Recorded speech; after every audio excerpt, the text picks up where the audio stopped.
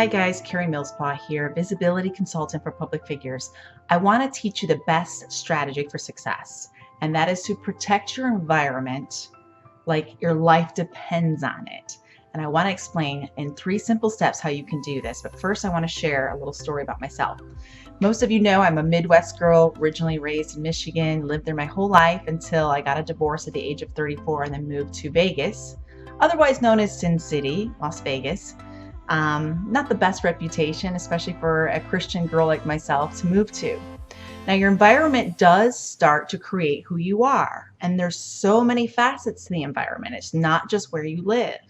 When I first moved here, I thought I needed to be a pinup model. You've got nothing but objectified females on billboards and trucks and flyers and pamphlets in their marketing everywhere, that you start to get this impression as a female that that's what you need to be as well. Also makes you hypersensitive as a mom raising a daughter. Am I right? For anyone that lives here with me or has that situation show up. So I did let the city start to infiltrate my soul. The first year here, it just kind of knocked me sideways. I thought, well, this is a great place to reinvent myself. I'm newly divorced, never been single since 14 years old.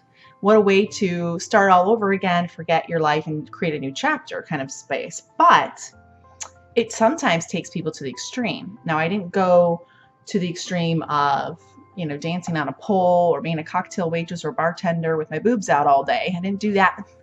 Some part of me still was like, I don't want that in my resume. I still have a little girl to answer to every day, and that just didn't work for me. So I didn't go that far, but I did do a lot of modeling. I did a lot of lingerie modeling. I did a lot of pinup type of stuff, fun stuff, 50s stuff I don't regret doing, because for me, I kind of needed to prove to myself that I'm still beautiful, that even though I was in my mid-30s and a single mom and starting over again, I was attractive. So something in me needed to know I had this within me. Did the photos need to be shared? No. In fact, they're hardly out there.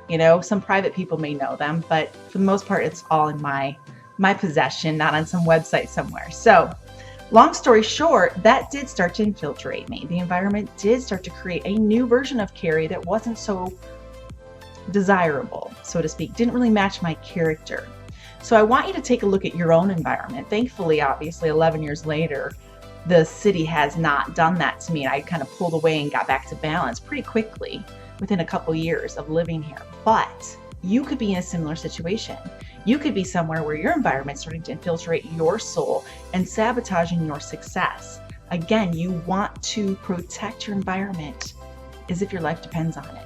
I've gotten really fine-tuned with this in the first place. So step 1, in order to do this, because again, it's going to sabotage your success, and your success could be weight loss, could be relationships, could be finding the woman or man of your dreams and getting married. It could be your business. It could be your public brand, which is what I work with all the time.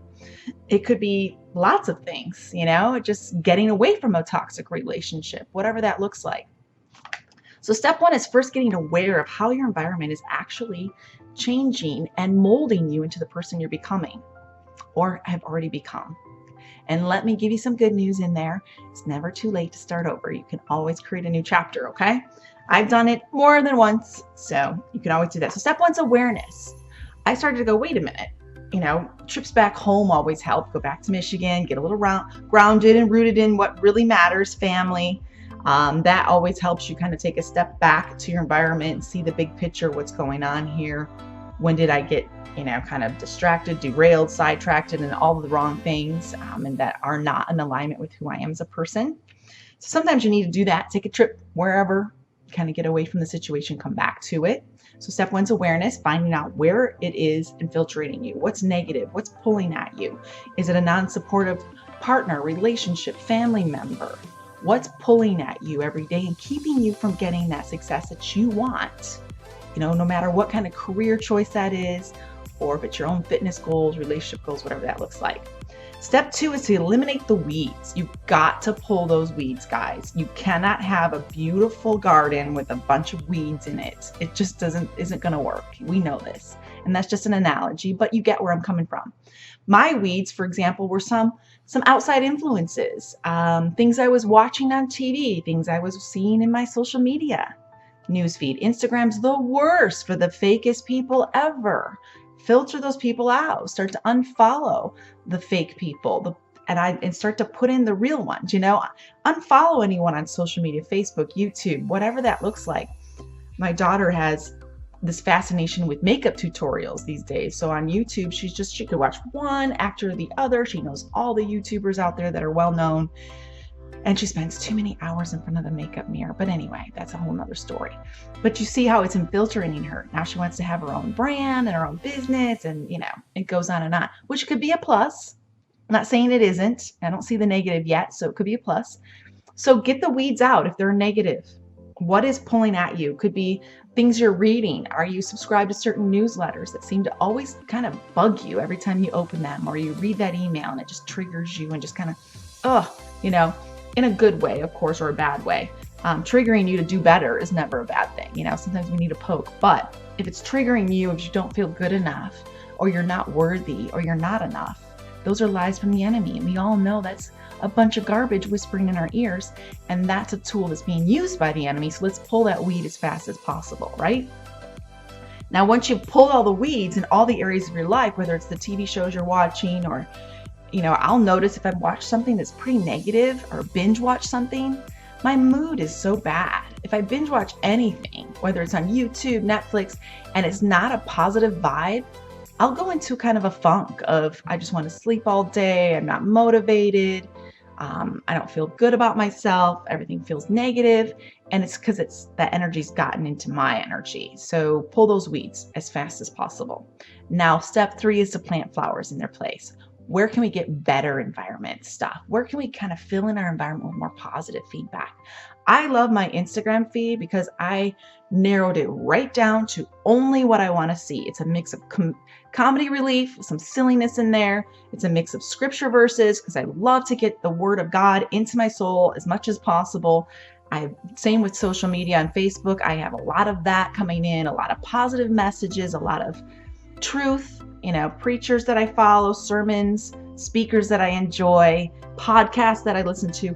That's in my world now. So when I go to social media, instead of getting triggered or feeling worse about myself, I'm now uplifted. You have the power to do this, guys. It's your social media feed. Unfollow what doesn't work and start following with what you want to achieve and what you want to be. Don't unfollow all your married friends if you're mad because you're not married yet.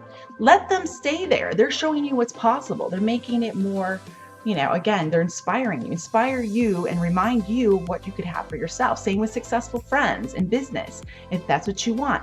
Don't unfollow them because you're jealous. Keep them around. So again, a reminder of what I get to have as well. It's supposed to be for inspiration and motivation. Let them inspire you to move forward instead of triggering you to stop altogether. So however that looks for you, maybe there's some people in fitness that trigger you because you've always wanted that body. Maybe look at it a little differently and go, hey, they didn't wake up looking like that. What did they do to look like that? And, what can I put into my life? What lifestyle changes can I create to also achieve the same type of success? So those are the 3 things. Again, first one is awareness. You first have to realize what your environment looks like and where it's sabotaging your success. Second one is you got to pull those weeds fast, and they're everywhere. Right down to your magazine subscriptions. Where are you getting negative information? Could be media, too much media. I'm in public relations, so I have to be a little bit tuned in, but I can filter what I want and just touch base as I need for any kind of pop culture or whatever culture is going on in the media for me to refer to for my business. But thirdly, you want to plant flowers. Get some good stuff. Start following the right people, not the negative people. And you'll see your whole life and outlook change. I promise you, it works magical. Hope this was helpful. Big hugs, big love, no judgment here. Just trying to help you get to that success that you're looking for. Bye, guys.